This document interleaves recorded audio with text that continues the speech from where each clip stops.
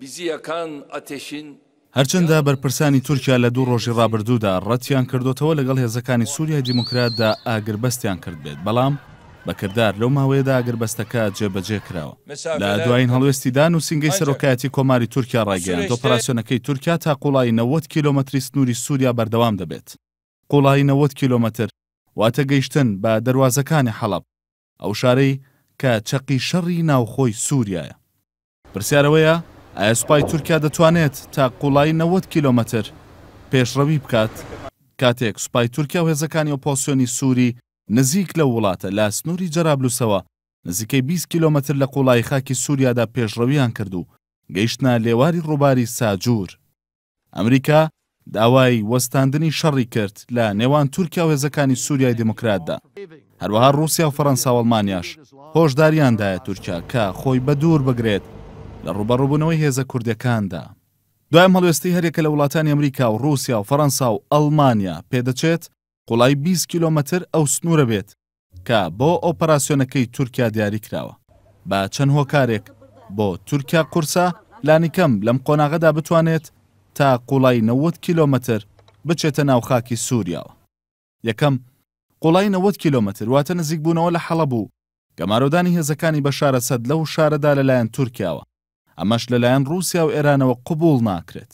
تەنانەت کۆنتڕۆڵکردنی شارۆچکەی باب لە باکووری حەڵەب لەلایەن تورکیاوە هەمان واتای هەیە بۆ رووسیا و ئێران. بۆیە ئەگەرێکی زۆر دوورە ئەو دوو وڵاتە ڕێگە بدەن تورکیا شارۆچکەی بابیش کۆنتڕۆڵ بکات. چ بگات بەوەی ڕێگە بدەن تورکیا لە حەڵەب نزیک ببێتەوە. دووهەم، ئەمریکا متمانەی بەو هێزە ئۆپۆزیسیۆنانە نییە کە تورکیا پشتگیریان دەکات، بەو پێی ئەو هێزانە لە ڕووی ئایدۆلۆژیەوە جیاوازیەکی ئەوتۆیان لەگەڵ داعشدا نییە. هەر بۆیە پێ ناچێت ئەمریکا ڕێگە بدات شارۆچکەی باب بکەوێتە ژێر کۆنتڕۆڵی ئەو گروپە ئۆپۆزیسیۆنانەوە. سێهەم، ئەمریکا و وڵاتانی ڕۆژئاوا لە ماوەی 2 ساڵی ڕابردوودا ڕەخنەی زۆریان لە ڕۆڵی تورکیا هەبووە بەرامبەر بە سووریا. لەو ماوەیەدا تورکیا بە شێوەیەکی جددی ڕۆبەڕووی داعش نەبۆتەوە. هەر بۆیە لە کاتێکدا داعش بەرەو لاواز بوون دەچێت پێ ناچێت ئەمریکا و وڵاتانی ڕۆژئاوا بە ئاسانی قبوڵی ئەوە بکەن کە تورکیا لە قۆناغی کۆتایی داعشدا خۆی وەک پاڵەوانی شەڕی داعش نیشان بدات. چوارەم، هاتنەناوی تورکیا بۆ قوڵایی زیاتر لە 20 کیلۆمەتر بۆ ناوخاکی سووریا شەڕی تورکیا و هێزەکانی سووریای دیموکراتی لێ دەکەوێتەوە. ئەمەش ئەوەندەی دیکە قەیرانی سووریا ئاڵۆستەر دەکات و دوجاریش ئەم شەڕە لە بەرژەوەندی ئەمریکادا نییە. بۆ پێی سەرقالبوونی هێزەکانی سووریای دیموکرات بە شەڕی تورکیاوە کێشە بۆ ئەمریکا و هاوپەیمانان دروست دەکات لە ڕوبەڕووبوونەوەی داعشدا.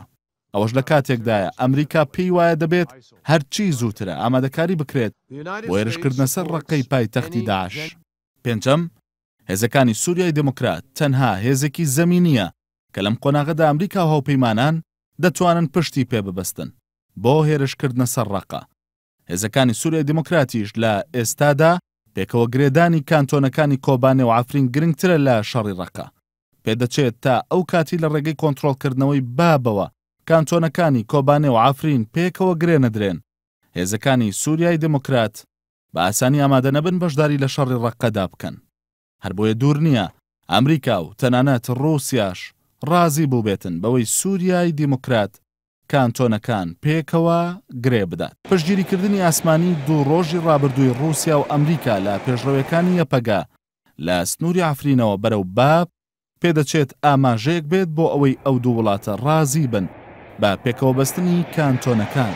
بەڵام لەم نێوانەدا ئەوەی ڕوون نییە ئەوەیە کە ئایا هێزەکانی سووریای دیموکرات پێکەوە گرێدانی کانتۆنەکانیان کردوتە مەرج بۆ بەشداریکردن لە شەڕی ڕقەدا یاخودنا.